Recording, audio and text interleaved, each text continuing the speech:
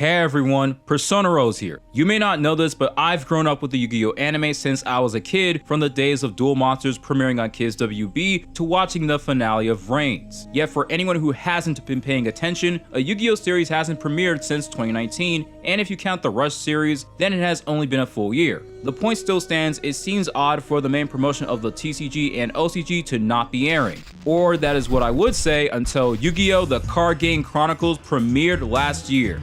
It is a short series dedicated to the lore behind the endless amount of archetypes in the game. While on paper it seems like an interesting idea with a lot of viewership potential, in practice results are pretty mixed at best, from fan reception to viewership. In fact, a recent Reddit post asked why the Card Game Chronicles isn't getting a high reception in terms of views or love from the fans. That had me wondering as well, so I decided to go into why isn't Yu-Gi-Oh! Card Game The Chronicles living up to the hype. Cue the intro.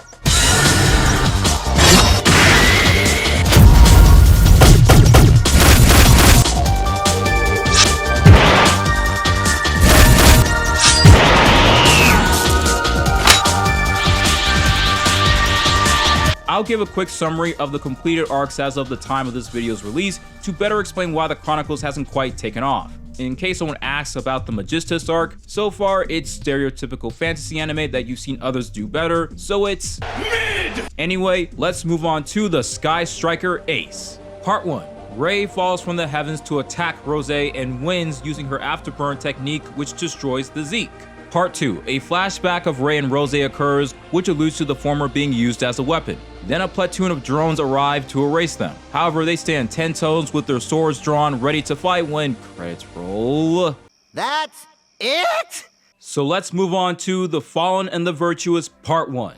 In the nation of Dogmatica, we have Dogmatica Ecclesia the Virtuous being christened with a few cameos of monsters from the archetype. Then as Ecclesia chats with her sister, aka Dogmatica Flirtus the Knighted, about the desire for everyone to be blessed with or without stigmata, the sky turns dark as a portal opens for something to emerge. That something being Titanic-clad the Ash Dragon, who goes diving straight towards the nation. Duelist puts a stop to that real quick with a well-placed slash across the dragon's eye, making it crash on the ground.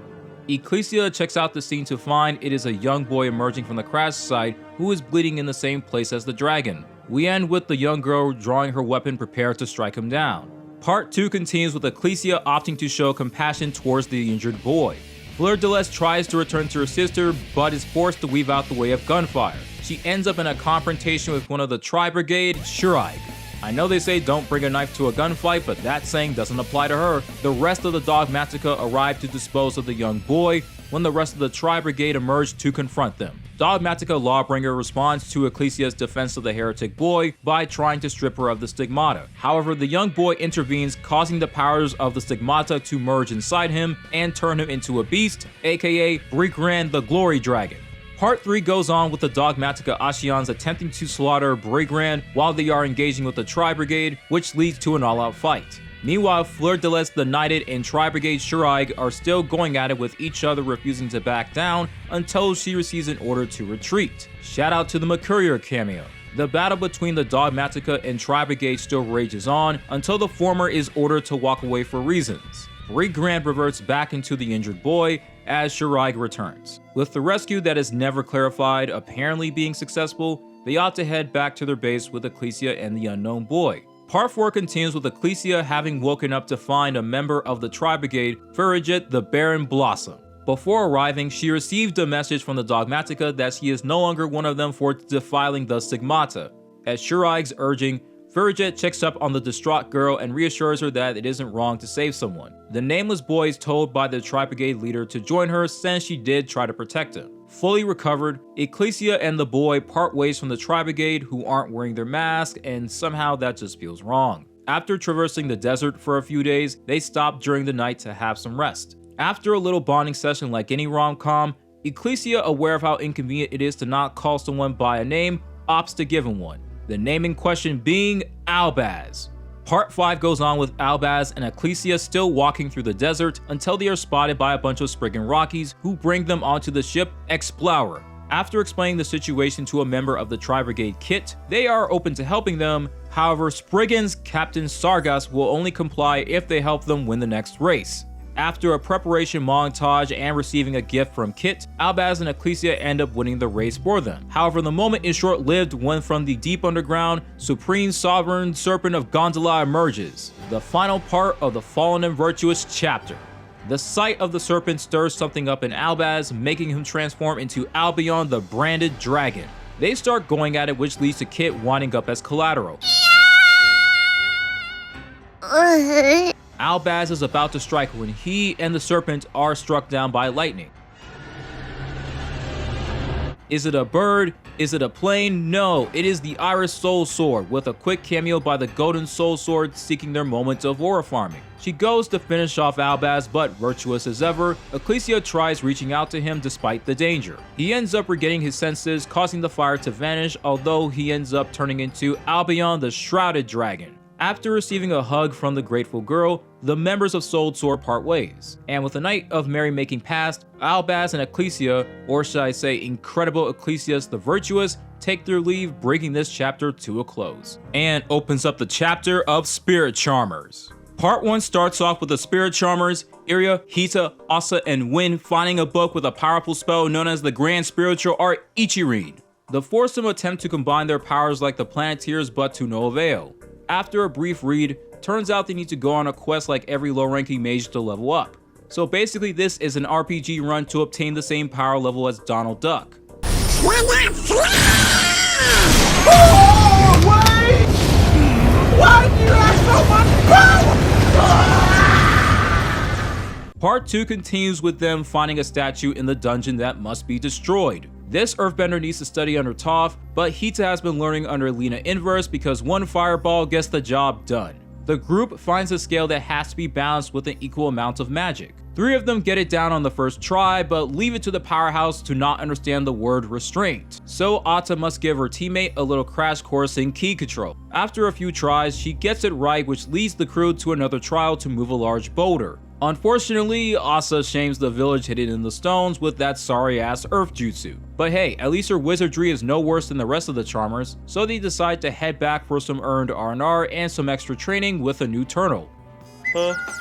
I like turtles. Part 3 has us revisiting the gang's attempt to move the boulder. Their failure to master the elements unveils a turtle that Win decides to take home. The next day, Asa drags Hita into a mini training arc, which leaves Aria and Win to pal around with their familiars. The unlikely duo gives it another shot, combining the forces of fire and earth, only to fail again. There is no passion, there is no vision, there is no aggression, there is no fucking mindset in this football club. They're at a loss for how to advance, but the little turtle may have an idea. With a little cry, the boulder reveals itself to be the mother of the baby turtle. After a parting goodbye, the book unveils they have one last trial left to go. The final part opens up with Team Charmers finding an empty room where they have to give the Grand Spiritual Art Ichirin another shot. Before that, the group decides to replenish their strength with a nice meal and some healing potions. A few hours later, Ira, Asa, Hita, and Win once again combine their powers to attempt the Grand Art. This time, it seems to be going well as they display a showcase of sprouting flowers, although the spell proves to be stronger than they expected. But with some encouragement from their familiars, they channel their power together to complete the art. It looks like they may succeed as the light might shine brighter than the door to Kingdom's Heart when... Boy, ain't no fucking way, boy. Boy, ain't no way, boy. Yeah, they all fail once again. But as they say, if at first you don't succeed, try again. Now that I've gone over the completed chapters of the Chronicles, I can explain where the issues lie, starting with the fact that they can feel like video game cutscenes. Shout out to Stevie Blunder. It felt like I watched a video game cutscene rather than like an episode of an anime. I know that phrase may be harsh, but the easiest proof of this is the Sky Striker Age section where very little takes place. You might be thinking there has to be more to that story. I just give out a Cliff Notes version, right? Not a chance. Rei taking down her friend and them standing ready to oppose the machines is all that happens. Honestly, I was being generous describing the chapter with 6 lines of text. Matter of fact, I didn't even spend 30 seconds explaining it. There's zero context of how the story got to this moment. You would already have to be familiar with the lore of the Sky Strikers or read the OCG manga to make sense of any of it. This makes it practically unapproachable to everyone else. Honestly, I think Sky Striker fans got more out of that Master Duel promo than this. Oh, and the other arcs, you ain't safe. Don't get me wrong, the Fallen and the Virtuous and Spirit Charmer arcs have some more going on, but that feeling is still lingering due to some key elements. In the former's case, we don't get any information as to why Albaz can change into its various forms. Like, imagine if you happen to stumble upon the Avengers movie halfway through and watched it from there. You may enjoy it, but you're gonna be pretty lost. And like the MCU, you don't have any prior stories to acquire the context to fully understand what is going on. I get that the focus is on Albaz and Ecclesia, but having an episode dedicated to the Tri-Brigade and Dogmatica would have been much appreciated among other things. I will cut Konami a little slack, as unlike the Sky Strikers arc, they had to construct a story from just the pre-established card lore. As for the Spirit Charmers arc, while not knowing how the sorcerers became a unit is a negative, I think this one feels the least like a video game cutscene, even if I like the Fallen chapter more. This is due to having a central focus on them alone and telling a simple story which is sufficient for the runtime. Look, I understand this is Konami Animation's first outing, but that doesn't qualify as an excuse. They understand Sky Strikers are arguably the most popular modern archetype that Yu-Gi-Oh has, so to have the first arc of this series have very little time to tell its story just wasn't the move. Especially when there are fans who have been asking for a series dedicated to Yu-Gi-Oh card lore for some time. I wouldn't be surprised if this turns some people off from wanting to give the rest of Chronicles a chance. For the record, I'm not saying they needed to make a full seasonal anime right off the bat. I'm just saying at the very least, they could have put their best foot forward into a few full episodes with good opening and ending themes that give the archetypes more time to shine rather than Cliff Note shorts. I know some will be saying, this is just a promotional anime, why would you ever expect anything good to come from that? Technically, every anime that is based off a manga can be considered a promotional anime, and that doesn't stop studios from putting in any effort, so I'm not buying that cop-out. This begs the question, who asked for this? I know I said at the start of the video that certain fans would like Chronicles or something similar, but the vast majority of the fanbase wanted a Rush Duel continuation or a return to a traditional Yu-Gi-Oh anime. After all, most people engaging with the series do so to see their favorite characters slinging cards and monsters against each other since the Y2K era. While the card lore of Yu-Gi-Oh has been seen from the very beginning, for the most part it is explored through duels. There are exceptions like Dark Magician and Blue Eyes, since that was back in the days of the pyramids where iPhones would be deemed black magic. However, in the most prominent display of duel spirits via Season 3 in Yu-Gi-Oh! GX, the monsters were facing off via dueling as if this was the real world, minus the threat of death. That highlights how the writers know what the main draw for viewers are. Now, this isn't to say Chronicles has no place to exist. It can be an avenue for people to engage with the franchise outside of its duel-centric structure, like how the first 7 volumes of the manga or the Dark RGP arc did. As a matter of fact, there is something that handles the concept much better, that being Yu-Gi-Oh! OCG stories. Just like Chronicles, the manga is centered around stories based on archetypes, and man, the Sky Striker story is much better. I won't spoil anything, but the arc better expands on the lore behind the more recent support cards, while functioning as a fleshed out sci-fi apocalyptic tale in its own right. It's not peak storytelling, but the plot is rather compelling. Just look at some of the panels on screen. Can you imagine if all this was on screen with a solid team of animators? You can't tell me Yu-Gi-Oh fans wouldn't be smiling. And it wouldn't be a long series since 1 or 2 manga chapters translates to a full episode, so that means we would get around 9 to 19 full episodes. Since this video is a response to the Reddit post, I might as well go over the Pokemon Generations comparison or lack thereof. Generations works so well because it gives attention to moments in the games that were alluded to, which is perfect as nostalgia bait or cool highlights for modern fans. The Yu-Gi-Oh equivalent would be witnessing my challenging Duelist to qualify for the Battle City Finals, the never seen duel between a Tem and Joey, seeing Blair make her way through the GX tournament. You get the point.